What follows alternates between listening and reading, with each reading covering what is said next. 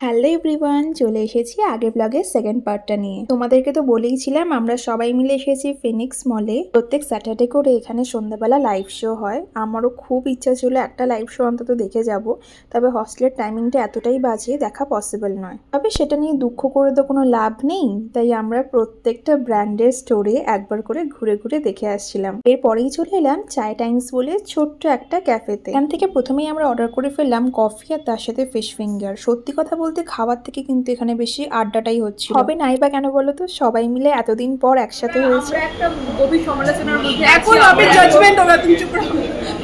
আমরা এরপরেই ঠিক করা হলো একেবারে ডিনার করেই বাড়ি ফেরা হবে, তাই আমরা সবাই মিলে চলে এলাম মানিস বিরিয়ানিতে। এই রেস্টুরেন্টের বিরিয়ানিটা কিন্তু বেশ ভালো বানায়, যদিও কলকাতার বিরিয়ানিকে তো অবশ্যই টেক্কা দিতে পারবে না, কারণ এর মধ্যে আলুর কোনো চিহ্নই নেই। চলো আজকের ব্লগটা এতটাই, তোমাদের সঙ্গে দেখা হচ্ছে নেক্সট একটা ব্লগে। সবাই খুব ভালো থেকো।